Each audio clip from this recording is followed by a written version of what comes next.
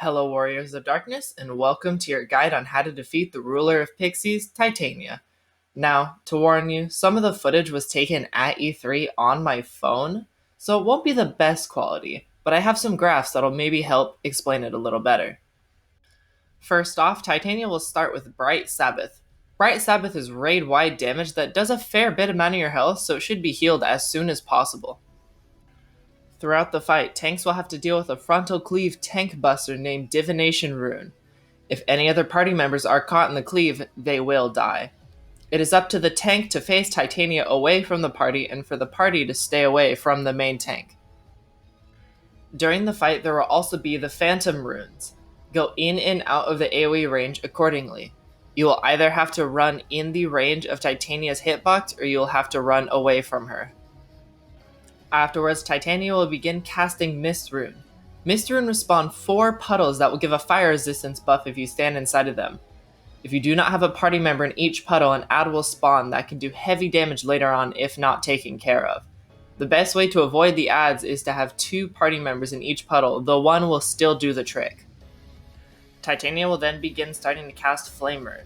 A party member will receive a stack marker, and this is where your flame resistance comes in.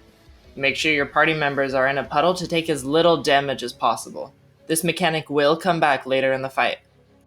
The second phase begins once Titania starts casting Midsummer Night's Dream, and it brings you from Titania's castle into a forest arena. Titania will then cast Growth Rune, which will spawn vines that spread out across the map in a pattern. The arrows in the center AoE will show you where the vines will go. If you get caught in the vines, you will be inflicted with bind and bleeding status effects until the vines disappear. Frost Rune soon comes after, the same mechanic as Shiva. Circles will spawn in order and you want to make sure you find the circle that has spawned last. Stand there until the center is clear, then begin running. In some phases you will have AoEs attached to you, so make sure you spread apart from your party member to ensure no one dies. After enough DPS has been done to the boss, the ad phase will begin. There are 3 ads that will spawn: Peace Blossom, Puck, and Mustard Seed. Mustard Seed does not move, and because of this, you want to bring all of the ads together and bring them to Mustard Seed. By this time, you should have your limit break bar filled up to the 2nd meter, and your 3rd meter should be halfway full. For most of my clears, we use Caster Limit Break 2 on these set of ads to get them down as quickly as possible. You want to make sure you all deal damage to the same ads because this ad phase does get incredibly tricky.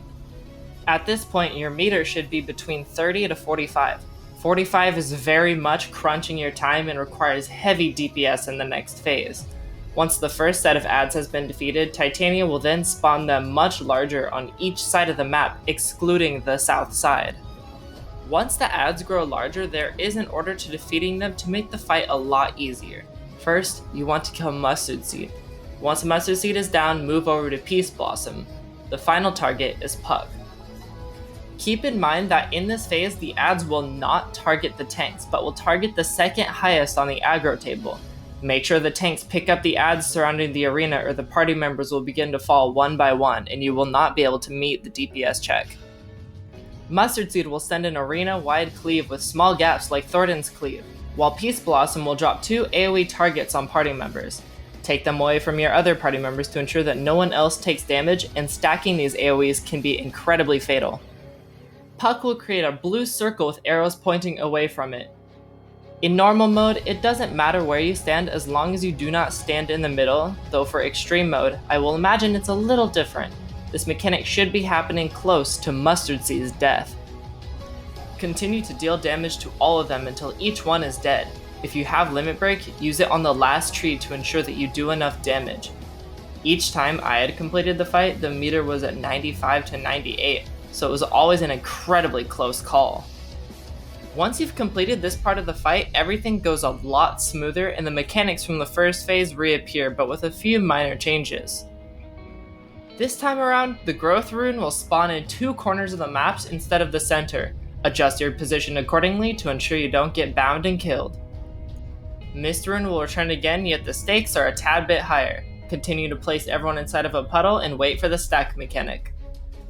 During the stack mechanic, if you do not stack within a puddle, the arena floor will catch fire and inflict a burn stack on everyone until the mechanic wears off. If this happens, simply mitigate the burn damage and wait for it to go away. The fight's mechanics will continue to repeat themselves, so continue to do that damage and you'll finish off the fight. Going to E3 was an incredible experience, and I met a lot of amazing friends while fighting Titania. I couldn't imagine a better E3, and the people I spent time with were absolutely incredible human beings. Thank you everyone who was there that helped me clear it, and those who spent time with me afterwards. I hope to see you all at the next E3, and I will see the rest of you in the first.